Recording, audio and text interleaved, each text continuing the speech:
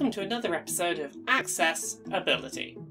It's a show on YouTube where I talk about the video game industry, accessibility and representation.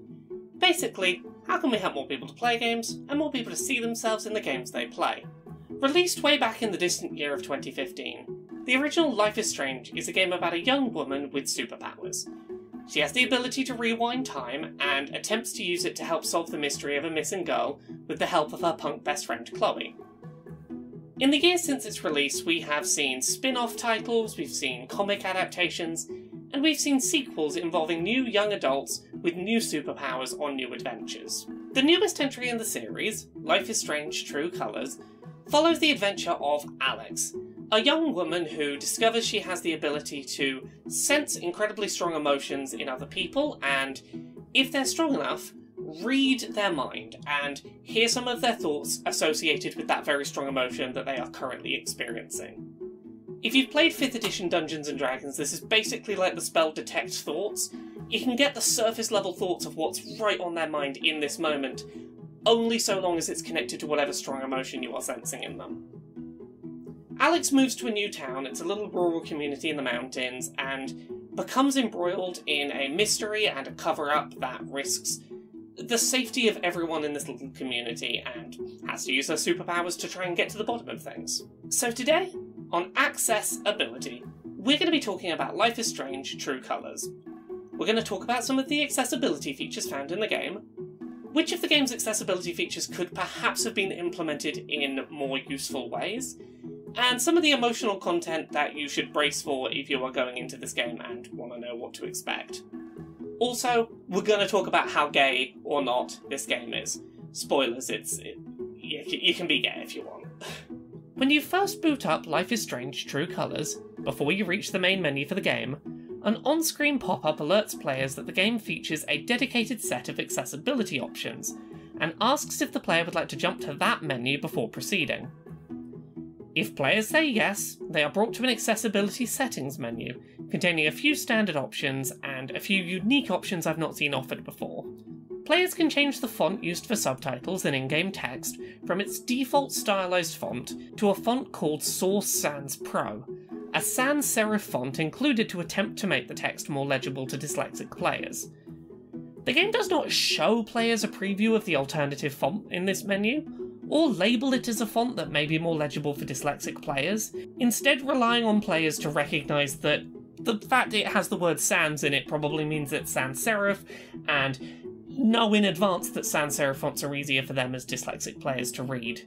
The fact that this is both not labelled as a dyslexia assistant font or shown to the player in the settings menu both reduce the usefulness of this offering, but it's still a positive to see an alternative font option offered to players, even if it could have been a little more transparently presented.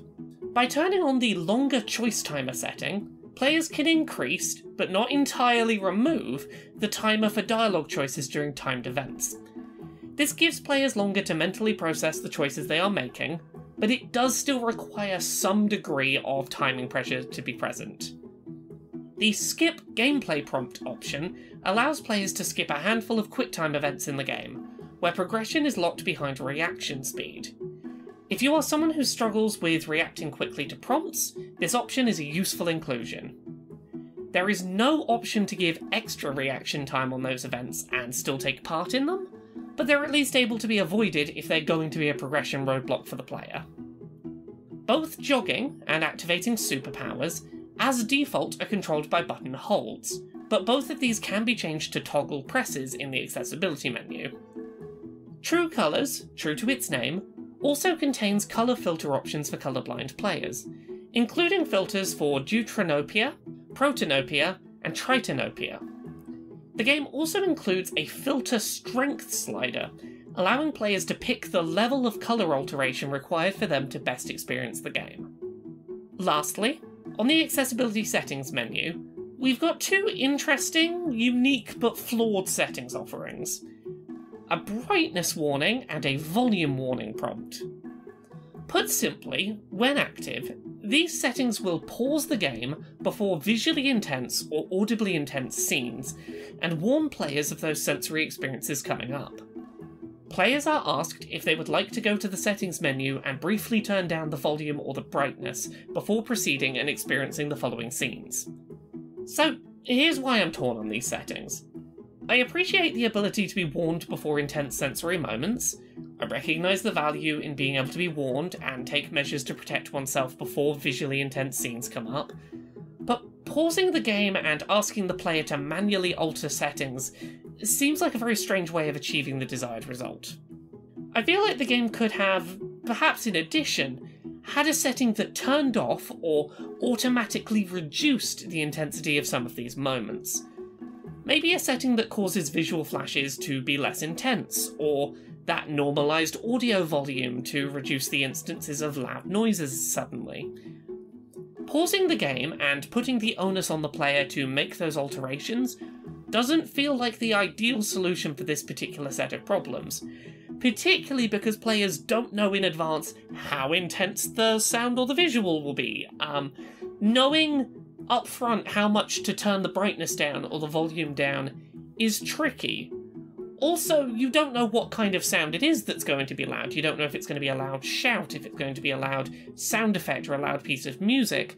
And the game has its audio divided by sliders. You don't know which slider to turn down, so you're going to have to sit and turn them all down just in case. It's not an ideal solution. I like that these warning-based settings exist. For myself as an autistic gamer, it did help me to brace for sensory data without avoiding it entirely. I didn't turn down those settings when prompted, but it did let me know to brace for them. But I felt while playing like an automated offering that could have evened out these points of intensity might have worked better. As the only option on offer, these warnings necessitated frequent pauses at many of the narrative's most intense moments. These broke up the flow of the story and put the onus on the player to alter their settings. While not included in the accessibility settings menu for some reason, the game does feature a few other accessibility settings in other sections of its settings menu. Subtitles in Life is Strange True Colours are turned on by default and feature speaker names as default, but these can be turned off if wanted. Players can also alter subtitle size, increasing it to make it more legible, and adding a background to increase legibility against the game world. The game text can also be made larger, and interaction text can also have a background added behind it. For players who want to be aware of when they're making major choices, you can switch on prompts that will warn you before major choice moments, and give you the chance to reconsider your choices if desired. Moving away from the accessibility settings, I want to use a little of this episode to talk about some of the kinds of content to expect when playing through True Colours, and some of the LGBT representation visible in-game. Life is Strange True Colours is developed by Deck 9, the developers of Life is Strange Before the Storm, rather than Don't Nod, who created the first two Life is Strange games, and 2020's Tell Me Why. One of the biggest differences between Don't Nod and Deck 9 currently is their approach to content warnings. Where Tell Me Why featured a content warnings page with full spoilers released around 6 weeks before the release of the game, True Colours features no such warning system. I'll be pretty vague about the content warnings that are in the game in this video, but anyone interested in specifics can tweet me at LauraKBuzz on Twitter for a more comprehensive list. True Colours deals with a lot of emotions bubbling up out of control and people unable to control their emotions, driving themselves to act in dangerous ways at times. The game also deals with some pretty rough emotions that may impact those with abusive or emotionally detached or absent parents, both from the perspective of neglected children and from the perspective of parents who have unhealthy emotional responses to their children. Beyond that, in a couple of branches of the narrative, the player may experience first-hand accounts of deteriorative mental health conditions, presented in ways that may be upsetting for those who find those conditions distressing. With those warnings out of the way, I was actually really happy with the LGBT representation on offer in Life is Strange True Colours. The main character, Alex, is bisexual, and that's made pretty clear in the text of the narrative.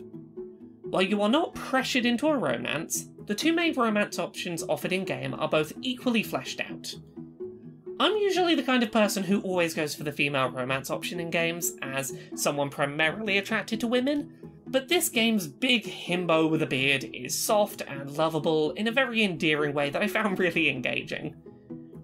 The main female romance option is a radio DJ, musician, nerdy LARP geek, and has ambitions beyond her town, while the main male romance option has visions of a quiet domestic life nestled away from the world. Both make for very compelling paths to explore, and are given adequate time to, get to know them and to get a feel for them. Given the game's setting in a small, isolated community, I was relieved that at no point in the plot was any character's sexuality demonised, with harassment and discrimination not used as plot points. Having now played through Life is Strange: True Colours, I was really impressed with it. This is Deck 9's first Life is Strange game that isn't based on the characters and settings of an existing Life is Strange game, and I was very curious going in how it was going to turn out, and this feels right up there with the rest of the series. It doesn't feel noticeable that there has been a shift in the studio making this series, and I think that's a good thing. There's a couple of little moments in this series that feel like padding. It feels very clear that the main plot wasn't enough to sustain what they had planned and they needed to fill a bit of time. But the fact that I didn't care is a credit to this game. When it is padding out the narrative, it does so in order to give you more time to explore the setting and the characters of this wonderful little enclosed community. It's done in creative ways, both in terms of gameplay and presentation, that are very different to everything else in the game, and feel like a very good use of your time. I could tell that it was padding, but I really didn't care, and if a game can get you to enjoy and not be bothered by the fact that you're having a little bit of padding away from the main story, I feel like that's a good sign that the characters and the writing are engaging enough that, I wanted to be spending more time in that world. I didn't mind that I was going a little off the beaten path. While I have some quibbles about the execution of this game's visual and audio intensity warnings, I really wish they'd been handled a little differently, and I definitely also wish that this game had included some kind of content warnings available for people who needed them. I think that Life is Strange: True Colours definitely hits the minimum bar of what I would expect out of this kind of genre of game in terms of accessibility. There are definitely things that could have been done better, and I've laid them out in this video, but there is a good baseline level of accessibility here, and I can live with that. Life is Strange: True Colours isn't pushing any new ground in terms of accessibility or representation, but I find it hard to be too critical of any elements involved, which is a relief, because it makes recommending a game that I have had a wonderful, fascinating time with all that much easier.